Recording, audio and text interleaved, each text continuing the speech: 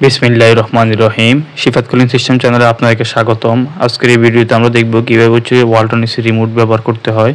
ভিডিওটি আপনারা প্রথম থেকে দেখতে থাকুন। প্রথমে আমরা যে বাটন নিয়ে কাজ করব সেটা হচ্ছে পাওয়ার বাটন। এই বাটনটির সাহায্যে আপনারা এসি অন করতে পারবেন, আবার এসি অফ করতে পারবেন। এই বাটনটি হচ্ছে পাওয়ার বাটন। এটাতে আমরা প্রেস করলে এসিটি অন হবে। তো আমরা বাটনটি প্রেস করছি, এসিটি দেখতে পাচ্ছেন, এসিটি এখন অন হয়েছে। আবার এই বাটনটি চাপ দিলে এসিটি অফ হবে এবং এসির ডিসপ্লেতে ডিআর লেখাটি প্রদর্শিত হবে।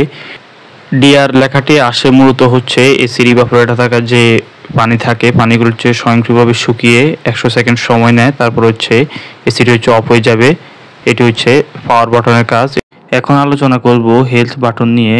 হেলথ ফাংশনটি কার্যকর বা অকার্যকর করার জন্য হেলথ বাটনটি চাপুন। ওয়ালটন নন ইনভার্টার এসির ক্ষেত্রে ক্রিস্টালাইন, রিভারাইন এবং ডায়মন্ড সিরিজের ক্ষেত্রে আপনারা আয়োনাইজারের সুবিধা পাবেন। এবার জেনে নিয়ে আয়োনাইজার কীভাবে কাজ করে। আয়োনাইজার ডিভাইস নেগেটিভ আয়ন উৎপন্ন করে, যা রুম থেকে বায়ুবাহিত দূষণকারী পদার্থ যেমন ধোঁয়া, ধূলিকণা, ব্যাকটেরিয়া এবং দুর্গন্ধ পরিশোধন করে এবং স্বাস্থ্যকর শীতলতা নিশ্চিত করে।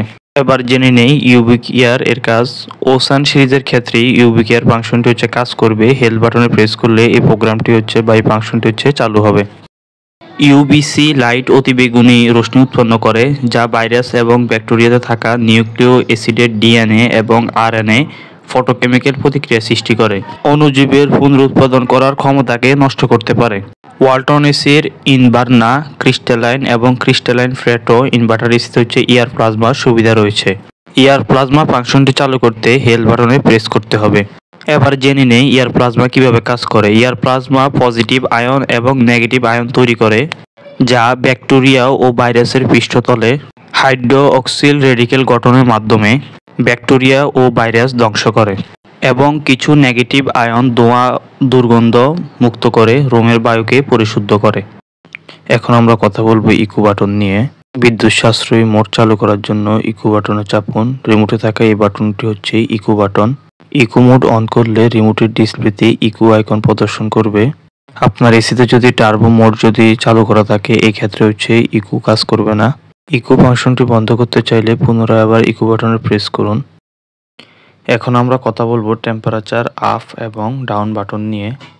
কুল অথবা হিট মোডে রেখে প্লাস মাইনাস বাটন চেপে তাপমাত্রা বাড়ানো বা কমানো যাবে। কুল মোডে সেট করা অবস্থায় যদি নিচের দিকে আসুন, অর্থাৎ মাইনাস বাটন যদি প্রেস করেন তাহলে 16 পর্যন্ত আসবে, তখন ঠান্ডা বেশি পাবেন। যদি উপরের দিকে যান তাহলে ঠান্ডা কম পাবেন।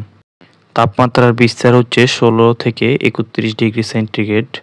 এসির আরামদায়ক তাপমাত্রা 24 থেকে 26। এসিটি যদি অটো মোডে সেট করা থাকে তাহলে তাপমাত্রা বাড়ানো যাবে না, কমানো যাবে না। এটি টেম্পারেচার আপ এবং ডাউন বাটনের কাজ। এবার আমরা আলোচনা করব আপ এবং ডাউন সুইং বাটন নিয়ে।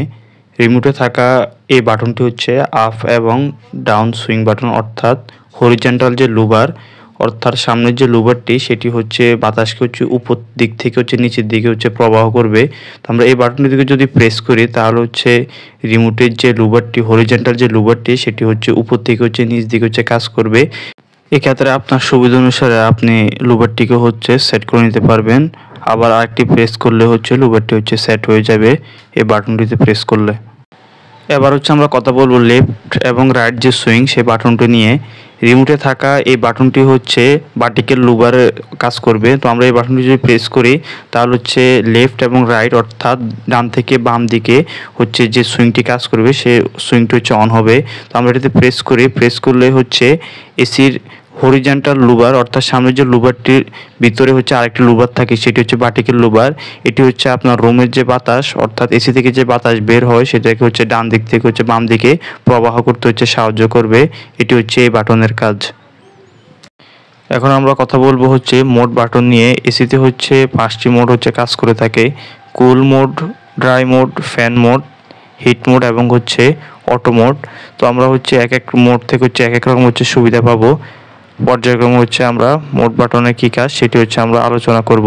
প্রথমে আমরা কথা বলবো কুল মোড নিয়ে। এসি থেকে ঠান্ডা পেতে হলে আমাদেরকে অবশ্যই কুল মোড সেট করতে হবে। এখন যে আইকনটি দেখতে পাচ্ছেন সেটি কুল মোডের আইকন। এসি থেকে ঠান্ডা পেতে হলে আমাদেরকে অবশ্যই কুল মোড সেট করতে হবে। তারপর আমরা কথা বলবো ড্রাই মোড নিয়ে যদি রুমে যদি স্যাঁতস্যাঁতে পরিবেশ থাকে এক্ষেত্রে হচ্ছে আমরা ড্রাই মোড হচ্ছে চালু করব। মোড বাটন প্রেস করতে হবে। তারপর আমরা কথা বলবো হচ্ছে ফ্যান মোড নিয়ে। ফ্যান মোড যদি আমরা চালু করি তাহলে হচ্ছে এসিতে কোনো ঠান্ডা পাবো না, শুধু হচ্ছে ফ্যানের বাতাস পাবো। এবার আমরা কথা বলবো হিট মোড নিয়ে। আপনার এসিটি যদি হট অ্যান্ড কুল এসি হয়ে থাকে তাহলে হচ্ছে আপনি হিট মোডের হচ্ছে সুবিধা পাবেন। অন্যথায় হচ্ছে আপনার রিমোটে যদি হিট মোড সেটিং করা থাকে এই অবস্থা হচ্ছে এসি চালু হবে না। এখন যে আইকনটি দেখতে পাচ্ছেন সেটি হচ্ছে অটো মোড। এসিতে যদি অটো মোড সেট করা হয়ে থাকে তাহলে হচ্ছে 25 ডিগ্রি সেন্টিগ্রেড নিয়ে হচ্ছে কাজ করবে। এই অবস্থায় তাপমাত্রা বাড়ানো যাবে না, কমানো যাবে না। এই ছিল আমাদের মোড বাটনের কাজ। এবার আমরা আলোচনা করব টার্বো বাটন নিয়ে। রুম খুব দ্রুত ঠান্ডা অথবা গরম করার জন্য কুলিং অথবা হিটিং মোডে প্রবেশ করে টার্বো বাটনে প্রেস করুন, তাহলে টার্বো ফাংশনটি অন হয়ে যাবে।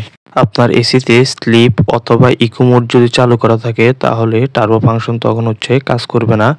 আবার আমরা টার্বো বাটনে প্রেস করলে টার্বো ফাংশনটি অফ হয়ে যাবে। এখন আমরা আলোচনা করব ফ্যান বাটন নিয়ে। Fan speed low, medium, high অথবা অটো সিলেক্ট করতে ফ্যান বাটনটি প্রেস করুন। এসির ইনডোরে থাকা ব্লোয়ার মোটরটির বাতাসের গতিবেগ হচ্ছে পরিবর্তন হবে লো বাটনে প্রেস করলে। তারপর আমরা যদি মিডিয়াম বাটন প্রেস করি পরিবর্তন হবে, এবং হাই বাটন রয়েছে তাহলে বাতাসের গতিবেগ বেশি হবে। এবার আমরা জানবো স্লিপ বাটনের কি কাজ। স্লিপ ফাংশনটি অন অফ করার জন্য স্লিপ বাটনটি চাপুন। স্লিপ ফাংশনটি চালু হলে রিমোটের ডিসপ্লেতে স্লিপ লেখা অথবা স্লিপ আইকন প্রদর্শন করবে।